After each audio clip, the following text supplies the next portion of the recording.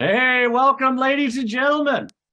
Good to see everybody out there. Welcome to the Elite free webinar series. And like I always say, we got a good one for you today, folks. We got my good friends, Nick and Tina, joining us today. Say hi, Nick and Tina.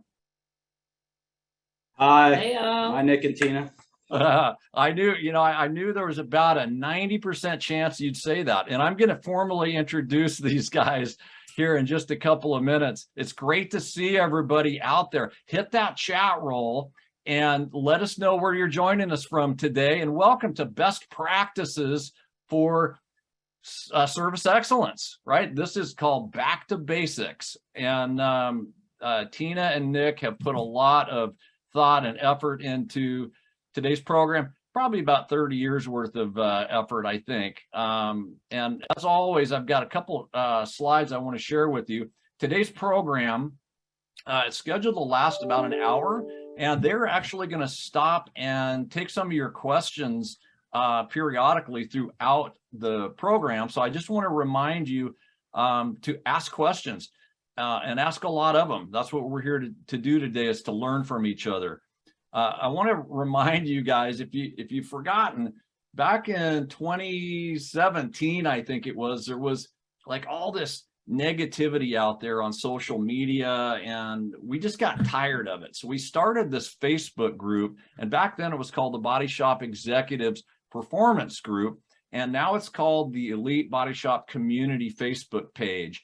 It's a place where professional, forward-thinking body shop people like y'all go to hang out, associate with each other, exchange ideas in a positive way. And if you'd like to be a part of a group like this, go to Facebook, look at under groups and look for the Elite Body Shop Community. We'd love to have you be a part of it. It was this community that started this whole webinar program all those years ago. It started with you guys. We're really grateful for that. We're also very grateful for our supporting partners. Those of you out there that take one of our emails or one of our social media posts and you share it with your friends, you share it with your community, because this is a free event. We want to get this type of valuable information into as many hands as we possibly can and into the minds of our body shop community. So thank you, ABRN, Auto Body News, Collision Repair Mag, our friends at RDA, Vehicle Service Pros, and of course, our friends up in Saskatchewan. Big shout out to Tom Bissonette and all those great shops up there at SAAR. Great to have you here. Today's program will be recorded. And so if you want to have your team members go back and watch this, or you want to watch it again, it's going to be in there. Usually within 24 to 48 hours, you'll receive a notification. This will go into the Elite Body Shop Academy, and you can go in there and watch it as many times as you want. And while you're in there, there's about, I don't know, 50 or 60 hours of other recorded webinars that are still very relevant that you can check out. And it's all free. So go in and check out the Elite Body Shop Academy. If you're not already a member, go in there and sign up for free today. Do it right now. Now, again, we encourage you guys to ask questions and chat it up, right? If you've got a question, the easiest way to get it answered, quite frankly, is to virtually raise your hand. So how do you do that? You go to the bottom of your Zoom screen. Some of you go ahead and try this out right now. You go to the bottom of your Zoom screen, there's a button there and it says reactions. And if you click on that, it gives you the option to raise your hand. Now, if you do that, we will call on you. We'll actually bring you on the screen with us to ask your question and interact with Nick and Tina today. Now, if you're a little timid and you would rather not be on camera, that's okay too. Just go to the chat and be sure to let us know that it's a question and who it's for, and we'll do our best to get them all answered for you today. So listen, Tina and Nick are great friends of mine, and I'm going to introduce them individually to you, starting with Nick. Now, Nicholas Schoolcraft is passionate about improving the collision repair experience. He consults with collision facilities from coast to coast, providing impactful, thought leadership that enables shops to massively improve profitability. By leveraging his company's 30 plus years of collision customer research, he has a deep understanding of what the collision customer wants from their repair experience. Using that knowledge has allowed him to develop digital and traditional marketing strategies that drive sales growth and establish industry-leading customer retention.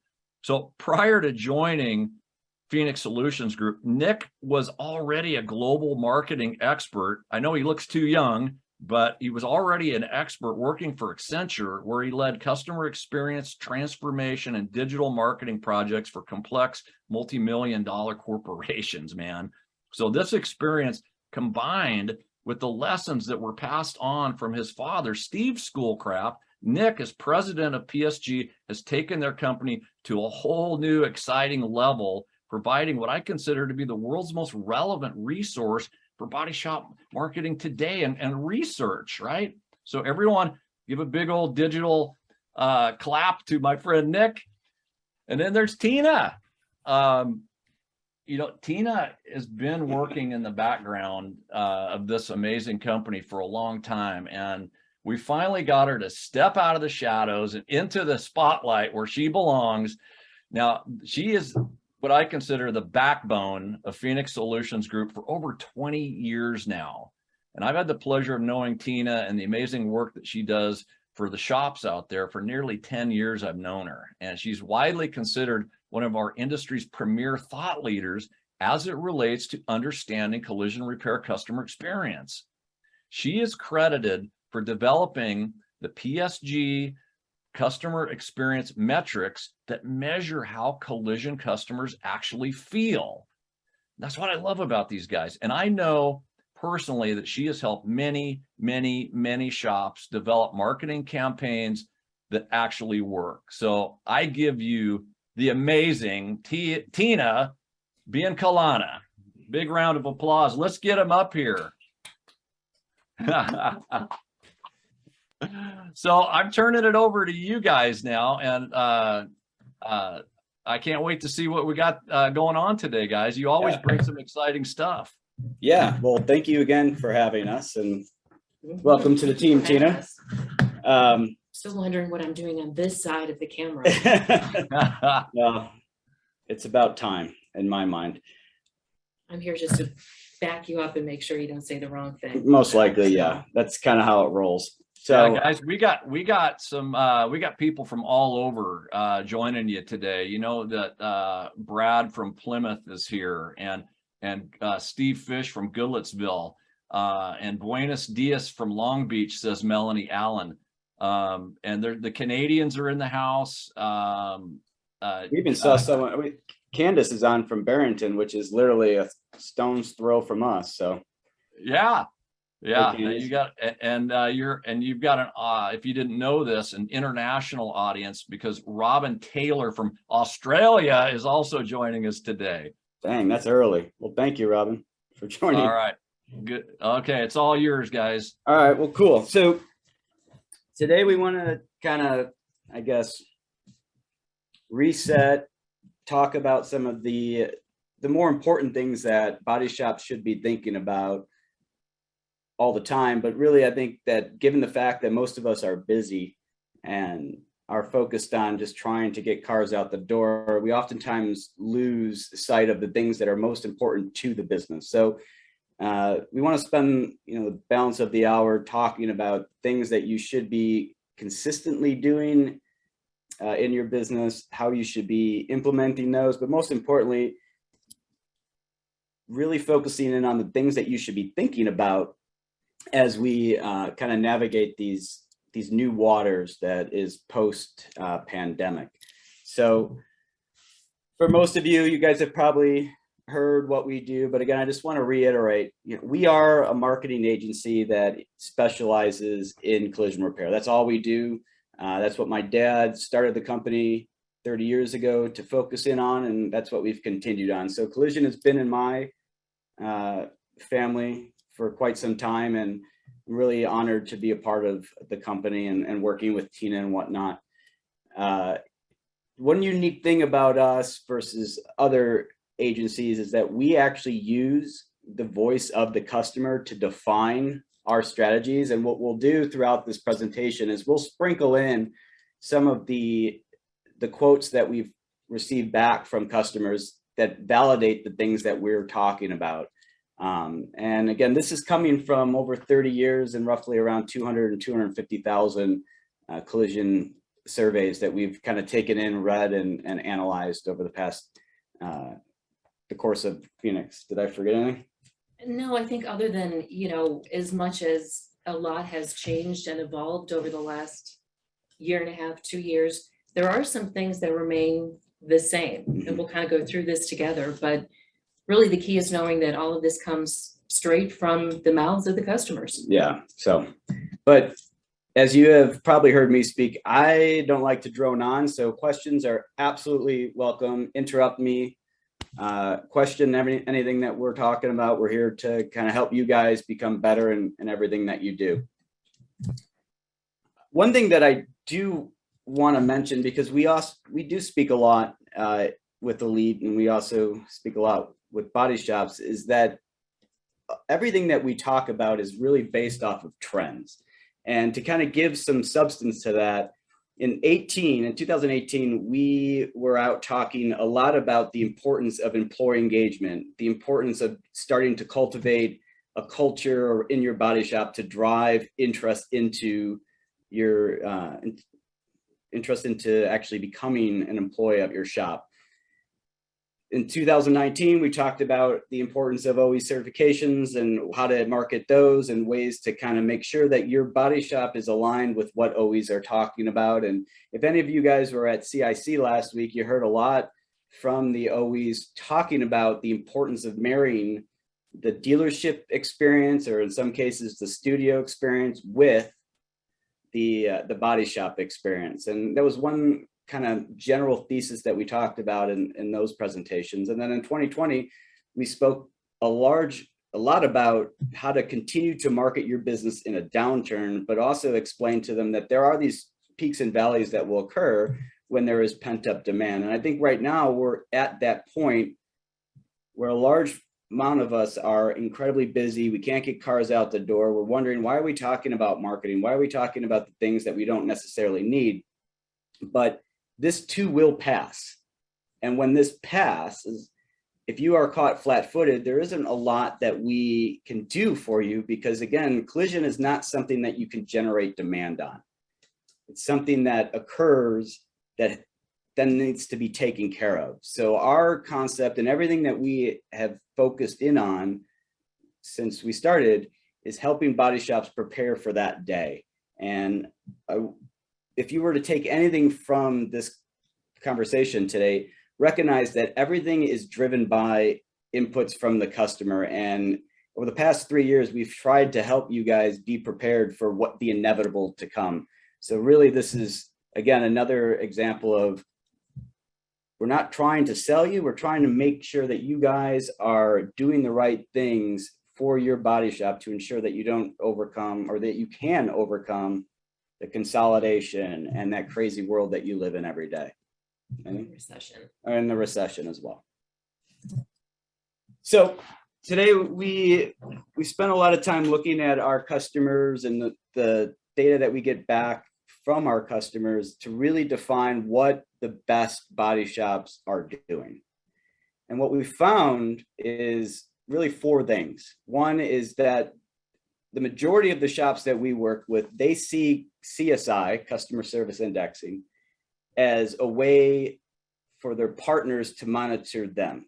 They don't see it as actionable. They don't see it as something that really is going to drive incremental change. What they recognize is that people use, or vendors use, CSI as a way to check a box. And that in of itself is not something that you can use to drive wholesale change in your organization. The other thing, and this is coming from a large part of a fair amount of our shops, is that reviews are social proof for public. And how that kind of relates to the buying experience is most people will get a recommendation from a friend, a family member, or someone who's been in a collision that are close to them, and then they'll go online to look at those online reviews, to validate the decisions that they've already made based off of the referral, the recommendation that they've received from someone else. So we talk to a lot of body shops that become concerned when they get 1-star reviews or a bad review.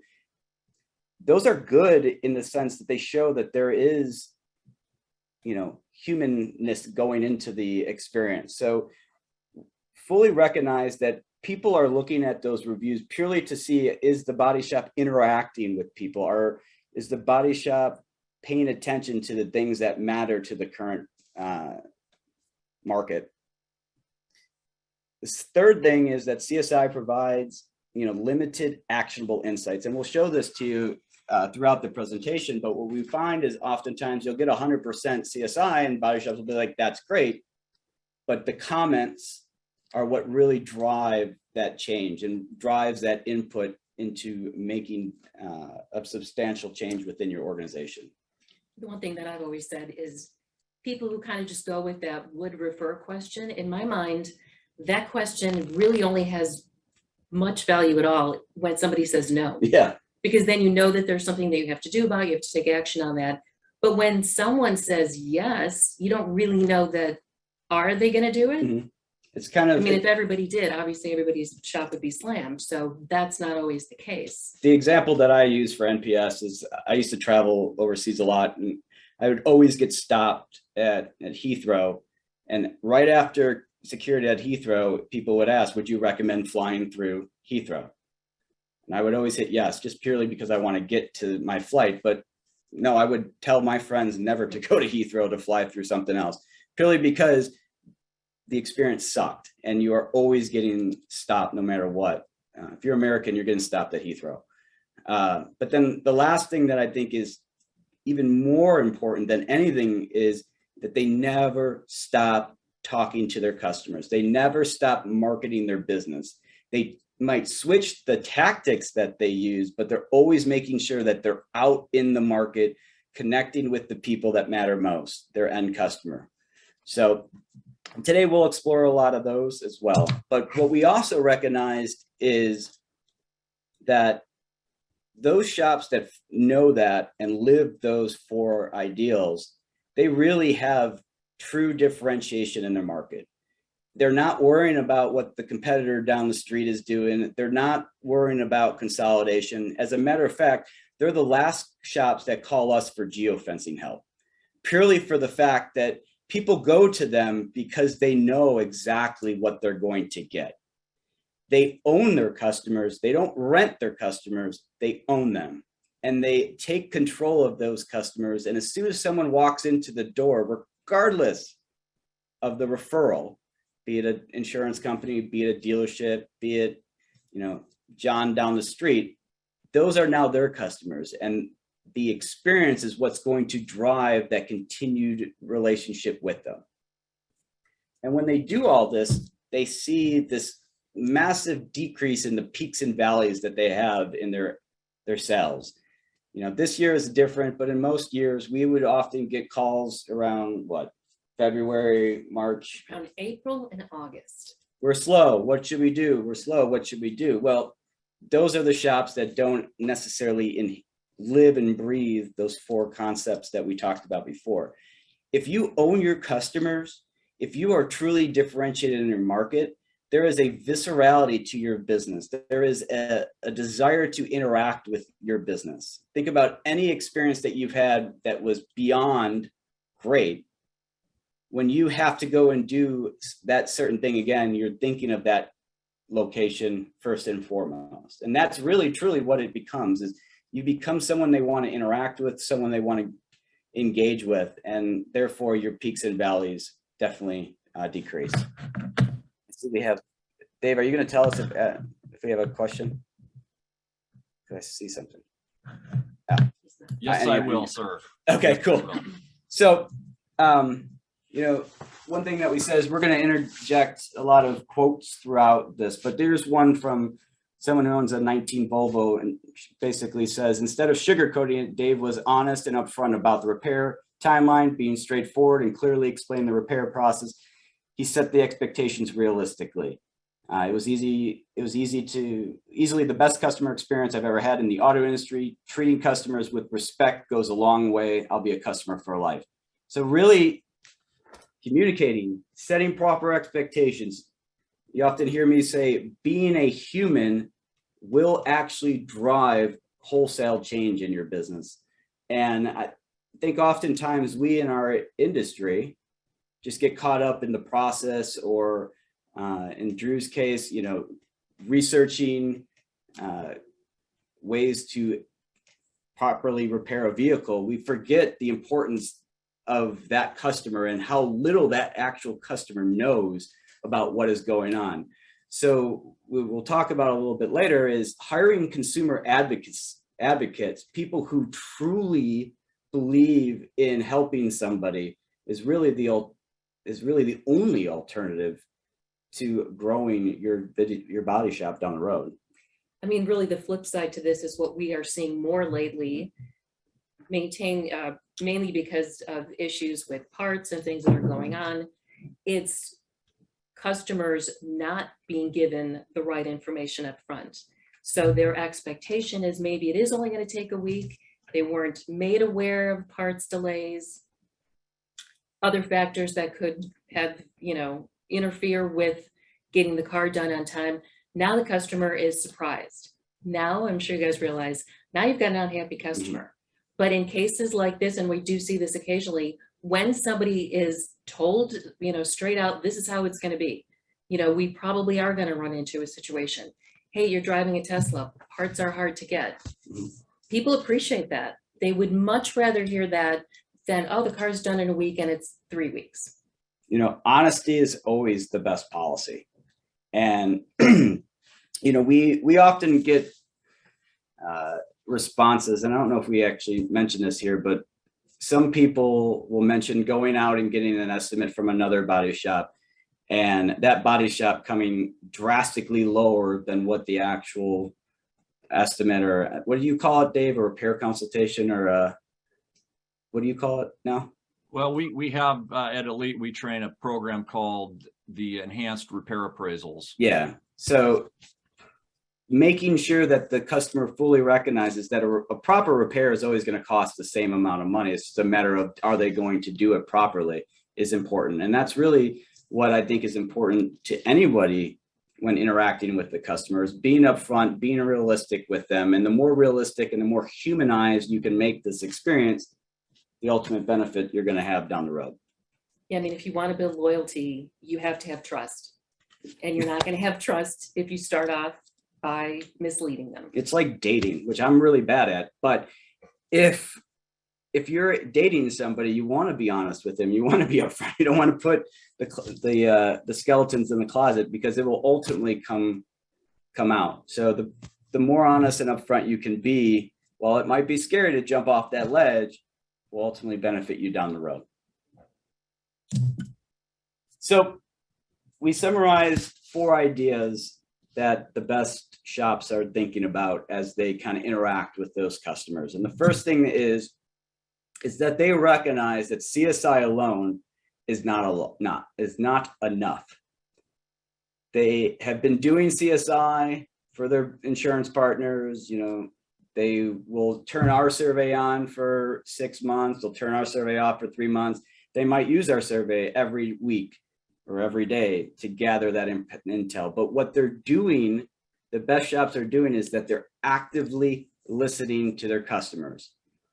And in a way that isn't confrontational or combative. They're not asking the customer how they felt about the experience when they're picking up the car. They're letting the person digest the experience and sending out a survey to better understand how that customer feels about it.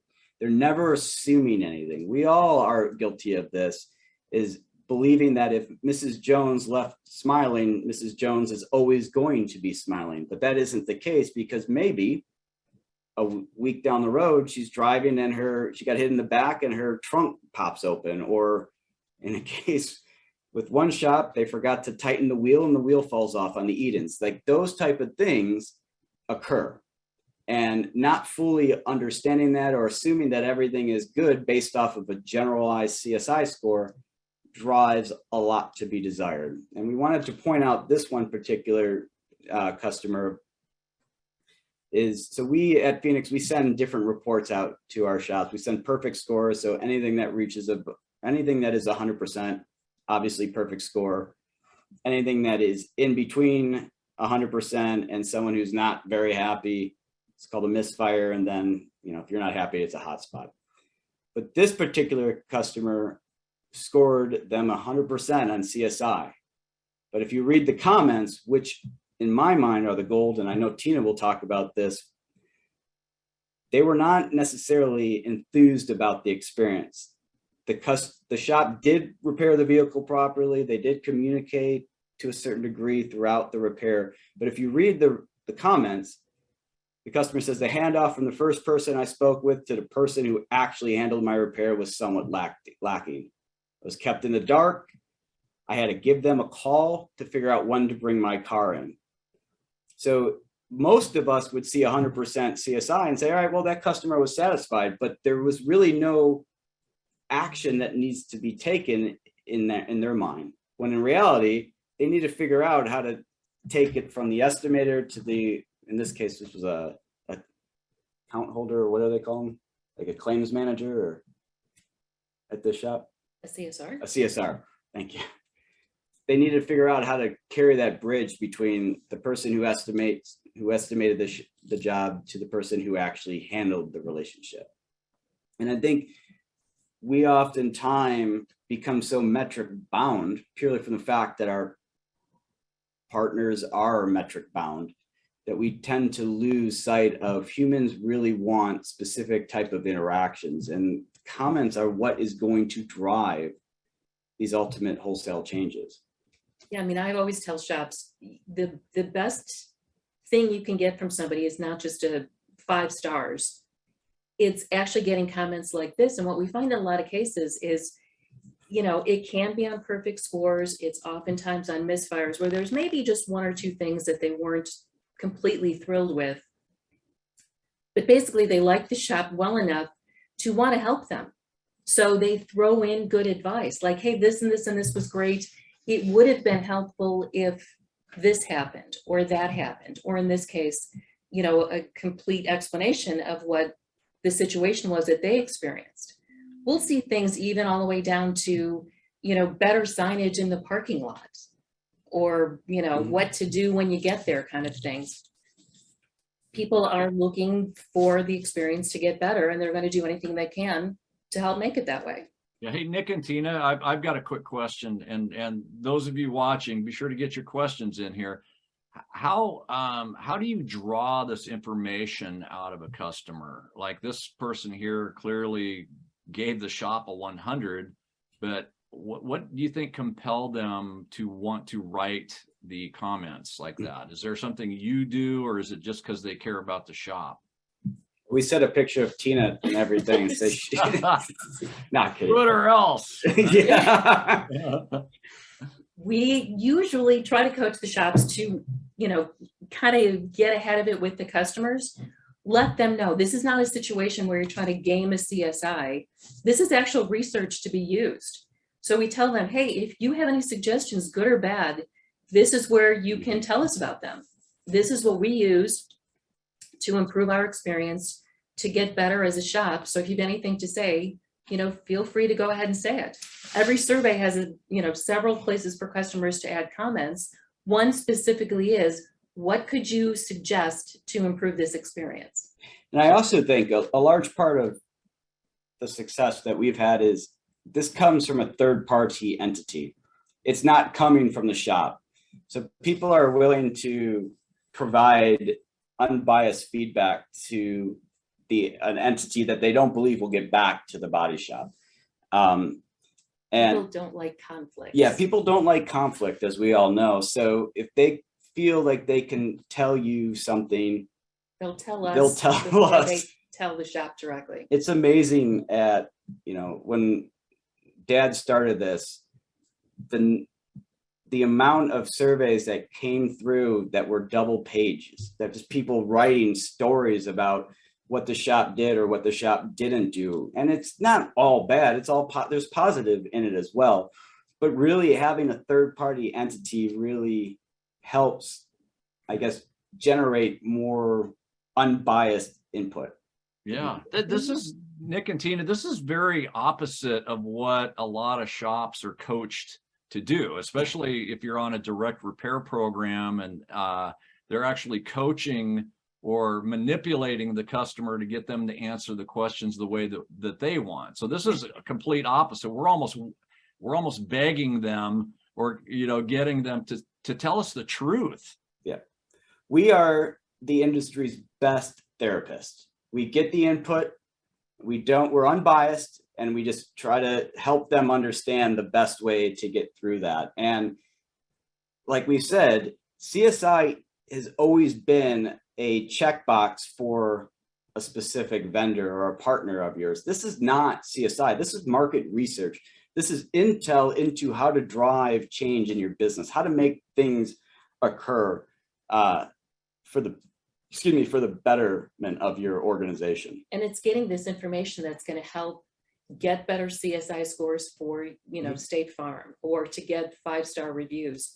This is the information that you need to have the truth with. It's kind of like, would you lie to your doctor if you were sick? Yeah. Trying to look for a solution. No, you need to know exactly what's wrong so you can fix it and then move forward. We kind of look at this as the same thing. Yeah. So how does and I'm the one asking all the questions. Yeah, come on, guys, ask questions. You don't want to listen to me and Dave talk. But I'm just all, me, I'm always curious about this stuff. But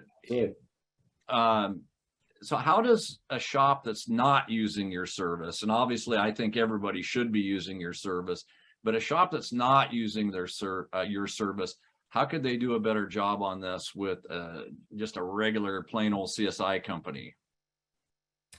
Well, that's a loaded question. So the salesman says, stop using that CSI company, use us. But reality, we would say is, first of all, like, really dig into it. Don't just glance over it. Dive as deep as you can into each of the categories that you can get. Try to correlate some of the questions together if that's possible. And I would say sort of marry that over with your reviews. Mm-hmm. So look at the sentiment behind the reviews, kind of tie that in to CSI that you've got with whatever vendor that you're using at the moment. See if that gives you a bigger picture. But you have to look for it. Yeah. Again, going back to the assumption, don't assume everybody wants what you think they want as well, and don't assume that every customer is exactly the same. For as many customers and responses that we can show you that say text updates were great, it was nice to have this information, I can show you just as many that say we hated the text updates, I wanted someone to call me. So it's really looking at that and understanding, gosh, all my customers are different. What is that telling me? Well, that tells me I have to find out ahead of time who wants what, set those expectations, and then live by them. So rather than just saying, this is the plan and everybody's going to get these updates this way, this time, that doesn't work for everybody. It's kind of, everyone deals with peril differently. And it's on us to recognize that somebody might deal with a stressful situation with just purely not disconnecting and want to just be updated via text messages. Or somebody might deal with stress and anxiety with wanting to get as much information out there. And I think we've talked about, and we'll continue to talk about, setting the expectations up front, consulting the customers as they are in your shop, telling them why you are different is what's really going to change the way that you are perceived in that industry. If you can become wholesome, if you can become the human, the linchpin, or even the anchor in that really stressful situation, you win. And assuming that, because insurance company A tells me I need to do Y and insurance company B tells me I need to do Z, that's not the right way to look at it. The customer is your customer. You need to display and expose why you are the best and why they chose you, or why choosing you is the right decision in that short interaction that you have. So, well said. Good job, Tina. So Any questions, anyone, before we jump into, oh, here we go. I've got a comment Mr. Pliskin. from From Drew. Yeah, So- I was taught long ago from PSG. Hey, that's you guys. That's us. That a complaint is a gift to make your shop better. Yeah. So how do you take the content that you get back from the surveys and implement that into the entire shop? Well, I think the first thing is setting up a culture where you're allowed to provide feedback and unbiased feedback to anyone and everybody. And then celebrating your wins and celebrating your losses. And it sounds counterproductive, but if you recognize a systemic issue, or if there is a problem that is occurring in your shop, should be less about arguing or coming down on the group of people or the individual who's causing that issue, and kind of rallying around ways to make that a better overall experience. How can we, or in my old world, we often told customers, there is no such thing as I can't, I won't, no chance. It's how might we, or what can we do, or how should we? It's more action verbs. It's more, we want to be a solver rather than someone who sits back and be like, well, we can't do anything because insurance company A told us we had to do X, Y, and Z. You know, we meet with body shops every day, and Drew, who actually asked the question, he's taking a really unique approach at making sure that customers are fully aware of everything that they have in their rights toolbox before they actually start a repair. And I think that's important, is fully recognizing issues within the body shop, but not coming down on individuals, because that just creates a really, excuse my language, but a really shitty experience for the customer and as well as the employee. Yeah. Would you agree? Good. Yeah, I mean, and I would add to that just by saying, I think it has to kind of start from the top down. So when the owners and leadership kind of foster a very customer-centric culture and atmosphere, and make everyone aware they need to be customer focused, then I think it's a little bit easier. So when problems or unhappy customers arise, it isn't surprising, it's, okay, we need to do something about this. You're still, like Nick said, you're celebrating the wins. You're not just focusing on the hotspot that comes through, but you are looking at that and saying, okay, as a team, what do we need to do differently? Mhm. And kind of breaking it down. I always say, look at it from start to finish. When somebody's got an issue and it's, regarding how long it took for the repair, are you looking at that? What kind of vehicle did they had? How much, what was the severity behind it? Is this normal? Were the right expectations set up front? Were they told a week when it was really going to be 3 weeks? So it's sort of breaking it down and then offering coaching behind it. Because this isn't about just pointing fingers and, getting somebody in trouble. It's just about making everybody better. And that's what this information is for. So it should be used. And I think that's a great way to use the information. Yeah. Thank you, guys. And thank you, Drew, for your excellent question, and keep up Thanks, the good Drew. work. Thanks, Drew. But I mean, we've talked a lot about these 5 bullets here, but the ones that I really want to point out is everyone on this call, everyone in this industry should recognize that the person who is the ultimate customer might not necessarily be the one paying the way. It's a person who got into the accident.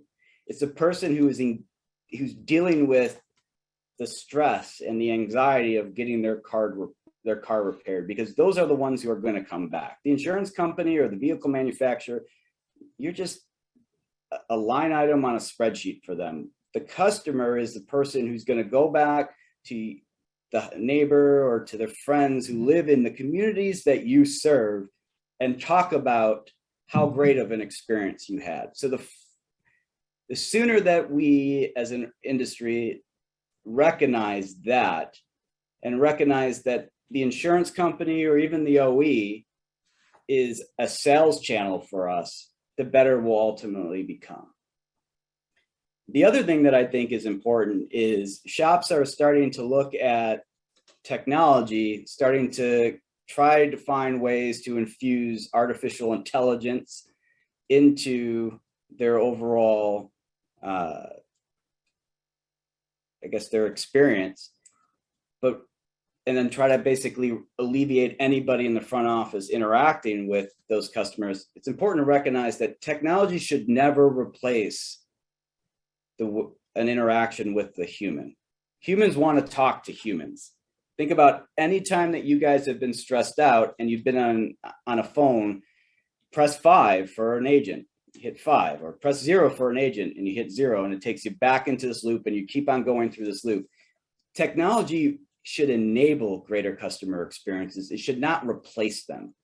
And our fear, as we've seen through countless vendors in this market, is they're trying to replace the interactions. And coming from a place of doing this for large organizations throughout the world, that the ability to replace customer interactions with technology requires a lot of data, a lot of clean, crisp, correct data. And based off of everything that we see coming into our shop every week, there's not a lot of that. And that leaves a lot to be desired. So find a way to leverage technology where technology needs to be leveraged, but don't definitely use it as the driving force of differentiation, because it isn't. As someone who is 38 years old and has a younger brother and younger children, they like technology, but they also like asking dad. They also like talking to Nana, right? They like to talk to people. Why? Because people respond, people listen, people react based off of the way that they are interacting with them. So to me, leverage technology where it's important, but don't replace your customer interactions with technology. I mean, keep in mind that this might be a transaction for you because you do this all day, every day, and this is just another transaction through it. For the customer, it's not. This is a big deal. This is generally a big expense. This is their vehicle that everybody pretty much needs. So there's a lot behind this. This is a bigger experience to them. They don't want to just be processed in, I'm going to say, 99.9% of the time. Viewing survey responses, you never see comments where, well, they talked to me too much. They told me too much what's going on. They did all these things. People want to know. They want respect. This is not something that happens to them every day. So it may be different from the last time they did it. Maybe last time they were insured, now they're a claimant. Should they make a claim? Should they go through their insurance at all? You know, there's a lot of questions behind it. They don't really know what they're doing. So they are looking for a shop to be the expert to sort of guide them, give them confidence in what they're doing and that they made the right decision to choose them. So just pushing technology to answer some of that is not the way that that's going to be established. Yeah, and I think a big mistake that a lot of business owners make, this industry as well as outside of this industry, is assuming that whatever they believe is right. And that's not the case. Humans are humans and interact differently than the way that you interact. And you should never try to run your business based on how you believe your business should run. Having outside inputs is always going to drive the better ultimate result. And that is kind of the good thing about this industry. Outside of doing our research survey, everybody pretty much has to do a survey at some point. You are getting some inputs from your customer. All you have to do is listen, because they will tell you everything you need to know.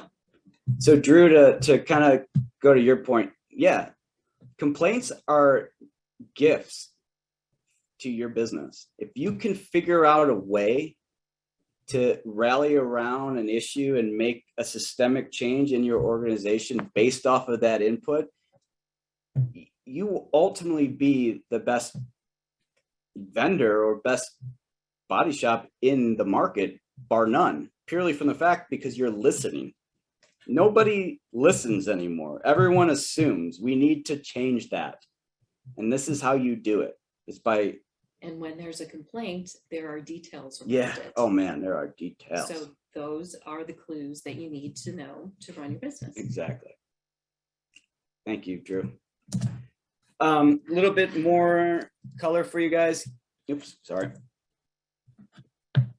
So here's what we oftentimes see from on reports.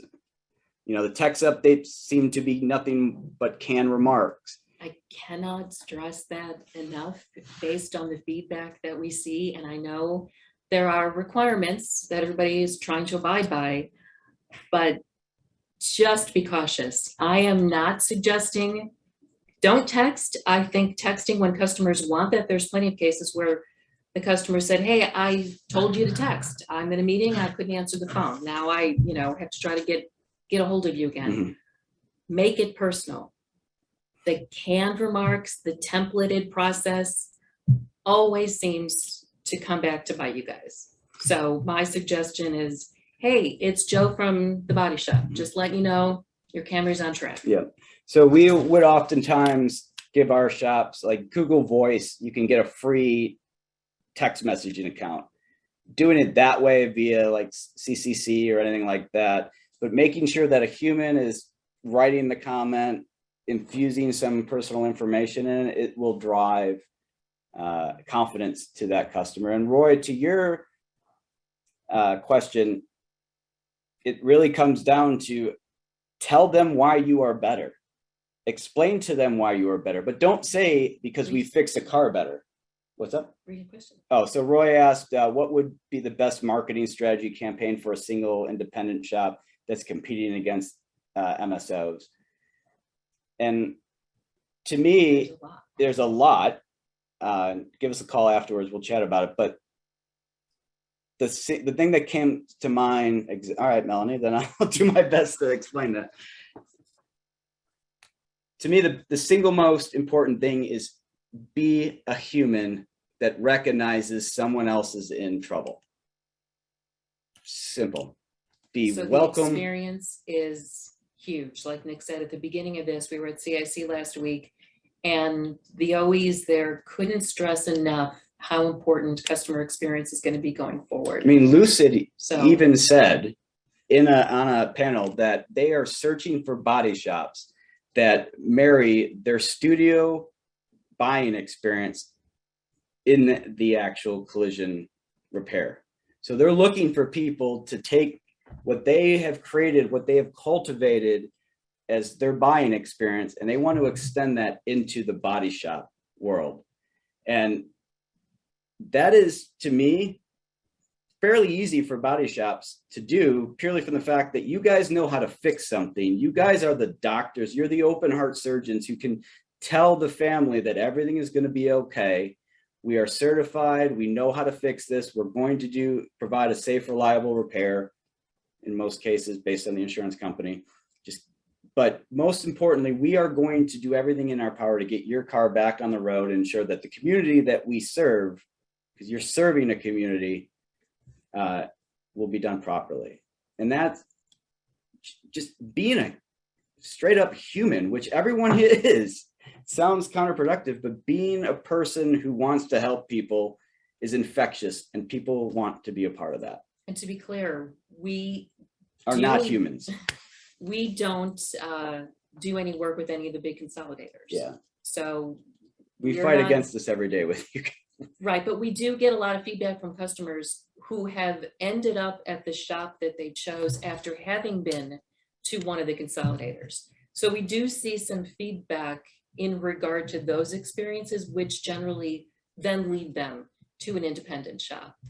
And it is typically that, it's all around the Connection they have The with the person. experience. Yeah. the experience they had, they weren't being called back, or they felt like it was just a process for the insurance company, which I'm sure doesn't surprise anyone. But I think to Nick's point, it's really that more than anything. Yes, of course, you have to, make sure that you deliver a good product and you're buttoned up in terms of the quality of your repairs. You have to have a good website. You have to make sure your digital presence is lined up, because people are searching. Mhm.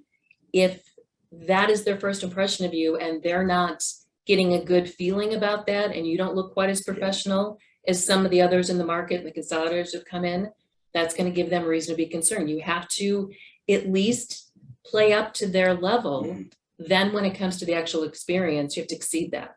That's a great point. I think your online experience has to mirror your offline experience. And if you have an old, antiquated website that, you know, isn't necessarily easy to navigate or doesn't load quickly, you put yourself at a disadvantage. If you're not findable in any of the search engines, and this doesn't mean like running Google ads or trying to run more reviews. It's just basically the fundamentals of an online business needs to occur in your business. Yeah, it's not about investing more, it's really about investing the right way, Correctly. Yeah. so. Yeah. So, and let me just be clear. I do not, nor does, I believe Tina does not. We do not believe that just running Google ads is going to offset your MSO, the MSOs. It really comes to more of a, we want to make sure that when you come to us and you find us, you feel like we're going to repair your car correctly. And that starts with a good brand, a strong brand, a brand that's out there, a brand that's established. But getting Great back to the original question, I do think that there are a lot of things, obviously it would take a deeper conversation, but depending on what the shop is focused on, there are a lot of other strategic things that can be put into place in terms of maybe targeting specific vehicle makes or going after particular insurance customers. So there are ways to kind of pinpoint that and really target market them, which is something else to consider when you're faced in those situations. So Dave, you got to have us back on and then we'll talk about those strategies. All right. How about you get through this one first? All right. We'll get through this one first and then we'll go on. You got it. So we talked earlier about they hire consumer advocates. They don't hire employees. They don't hire techs. They hire people that want to do right by the community that they serve. They train their staff on what matters and they give their employees the tools to be successful. They also are incredibly inclusive and they support their team on the things that they want to do. You know, what, 3 years ago, we were talking about the importance of that. And what we found oftentimes after doing a number of surveys with shop employees is that the leadership never really told them where they're going or what the future mission, vision, and values were. You don't do that to your employees. They don't know what to go toward. They don't have something to kind of substantiate what they do every single day. And that's on you guys to make sure that you're crystal clear on why you want to do what you want to do and why what you want to do is going to help them get to where they want to be. Mickey Wood said something. Hi, Tina. This is Mickey. Hey, Hi, Nikki, Mickey.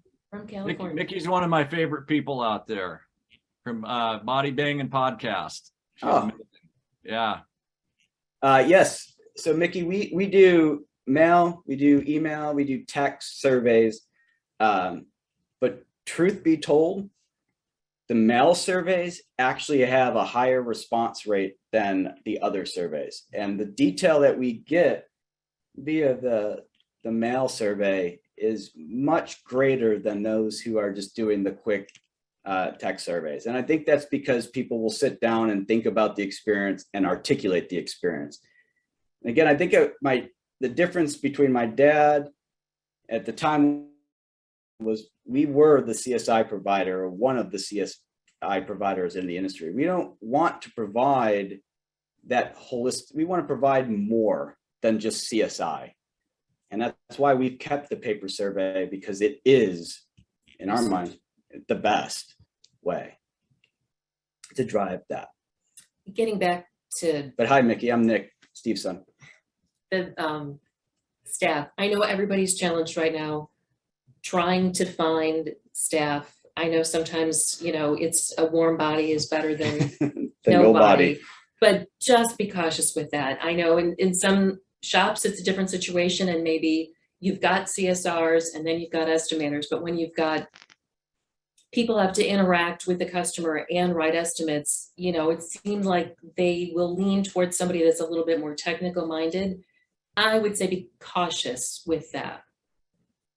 Their interaction with the customer is as important, if not more important. If you can divide the two, then I would say go ahead and do that. But you really do need to have somebody that likes interacting with people, Mhm. answering your phone, answering the questions, interacting, you know, taking the cars in, delivering the cars.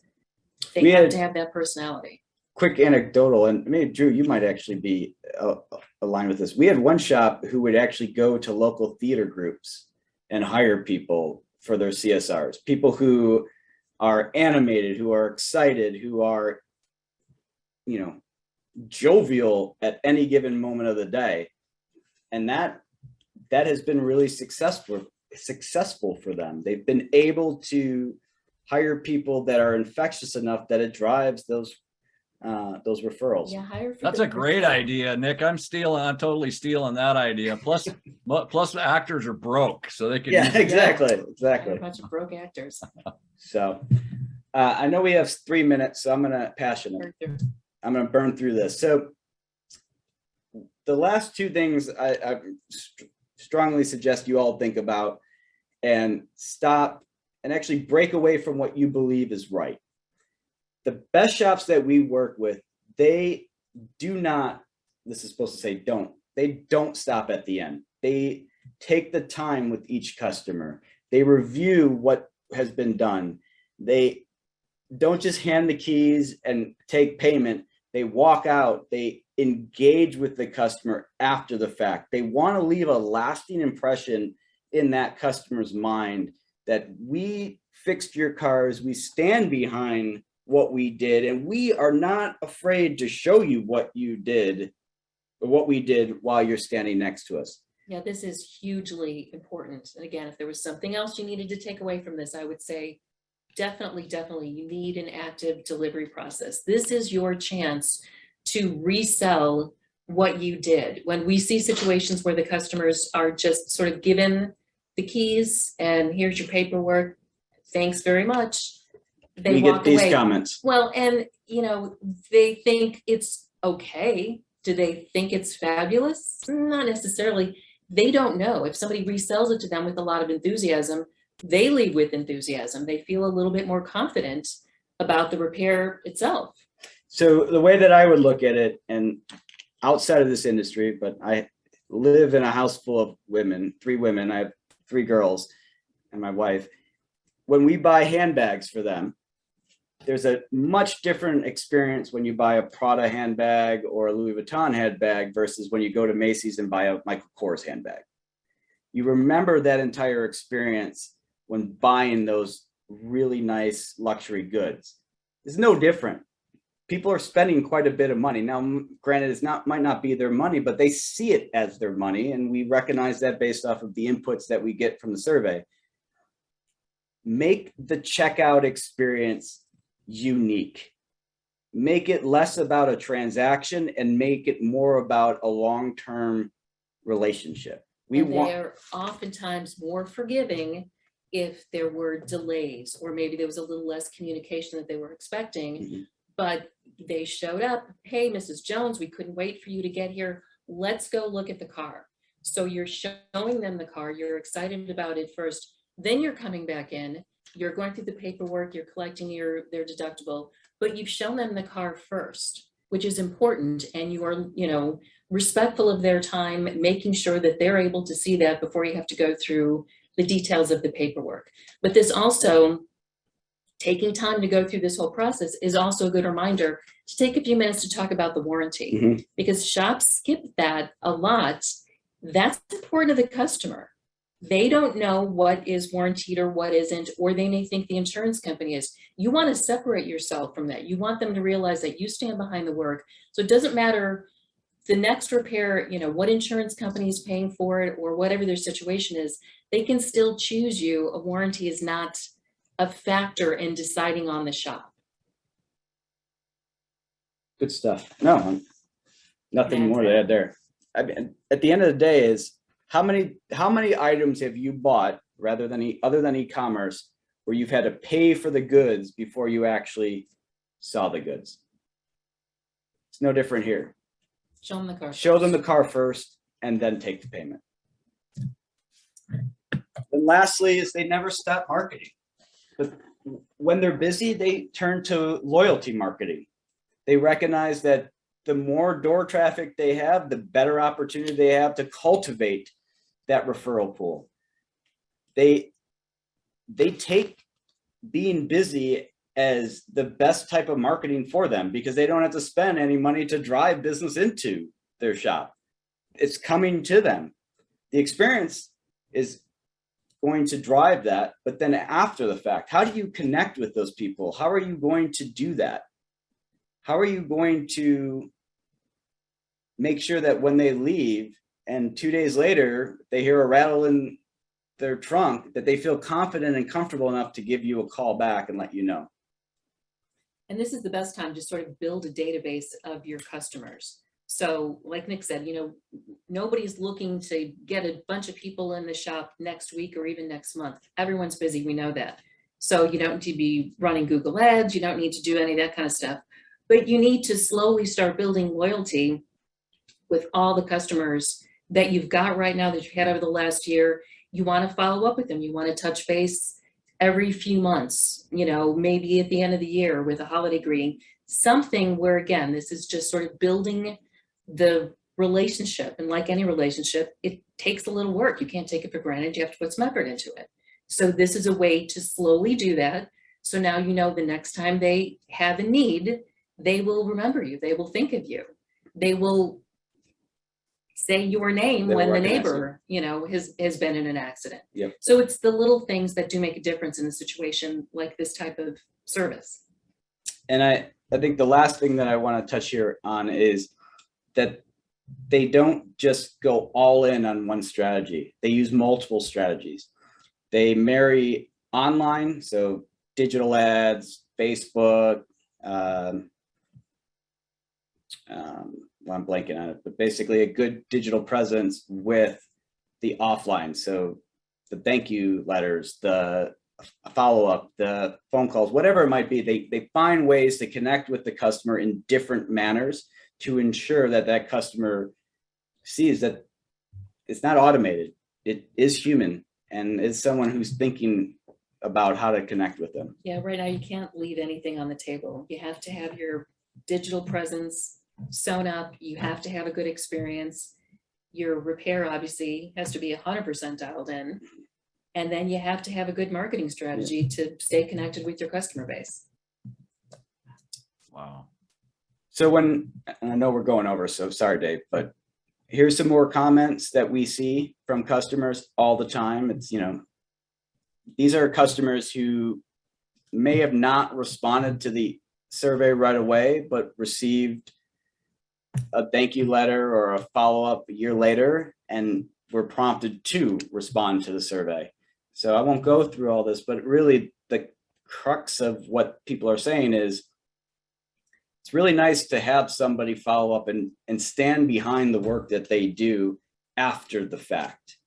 It makes me more confident. It gives me a good feeling in order to kind of drive the And referral. it builds a little bit more trust. And I think people want to extend loyalty to businesses that kind of show some loyalty back. So showing that you haven't forgotten about your customers, that you're still interested in them, you're still willing to help them, makes a difference. So I noticed Roy mentioned something that restaurants are doing it. They ask for the money and tip first, then they get rid. But Roy, if the experience is bad, you're not going to go back. So most restaurants will serve the food before, and then you'll tip, and then you'll respond, unless you're like a Wendy's or so on and so forth. But I understand where your point is. So this is Tina's slide, so we'll let her kind of jump into this one. I think I've pretty much probably covered all of these things, but just things, again, if you're looking for some takeaways, here are some suggestions for me. Never, never, never assume. Always ask your customers, always listen to what they have to say. Don't assume you know how they feel. Don't assume everybody wants the same thing. Don't assume they want what you want. make sure you're establishing those expectations. That goes to, again, asking people what they want and letting them know what they should expect. Don't think that they're going to know what that is.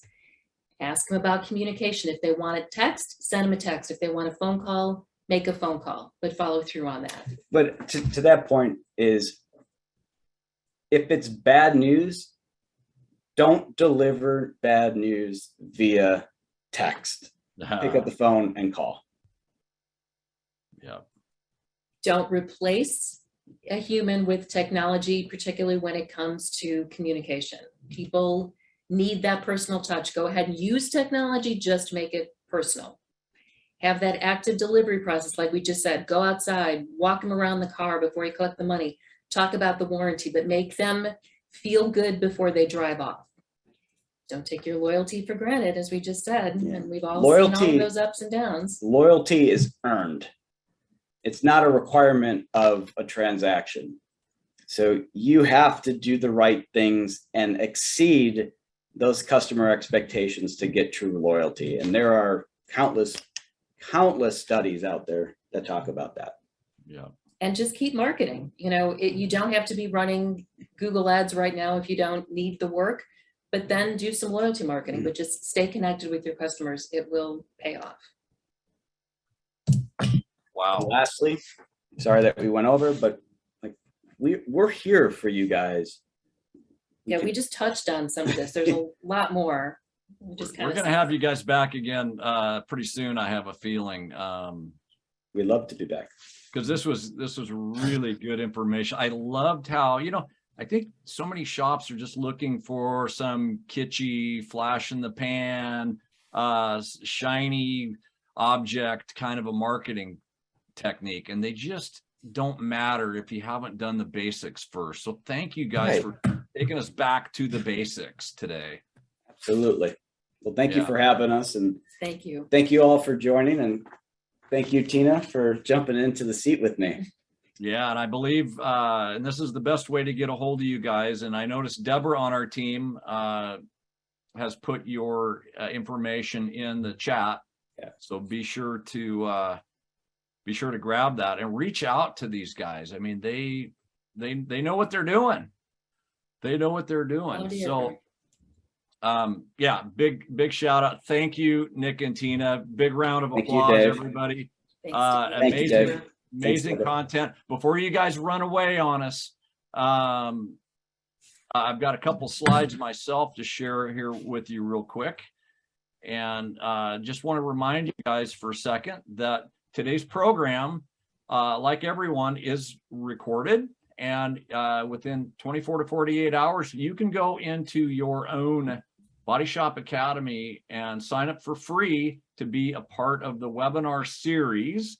And while you're there, check out some of our other products like Operations Monthly Live.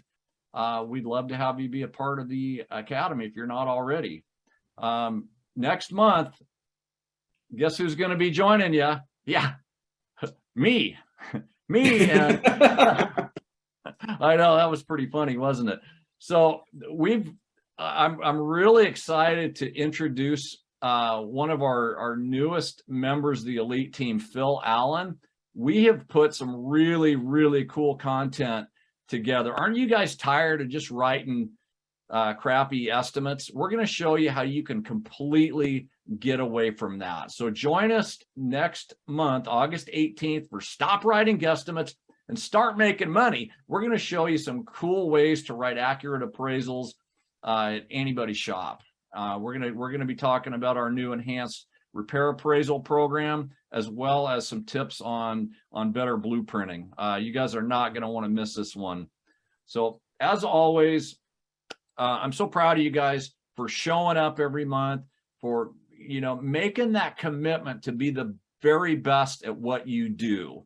We call ourselves Elite Body Shop Solutions, not because we're elitists, but because we help you guys become the elite of the elite. That's what we do over here. Otherwise, we would call ourselves Mediocre Body Shop Solutions, and that wouldn't be very fun after all. So guys, I want to thank you again for being here. We're always here if you need us. Just reach out to us at info@elitebodyshopsolutions.com, or check out our website, elitebodyshopsolutions.com. We hope to see you guys next month. And with that, we will see you later. Thanks again, Nick and Tina. Yeah, thanks, guys. Thanks, everybody. Have a great one. Bye-bye.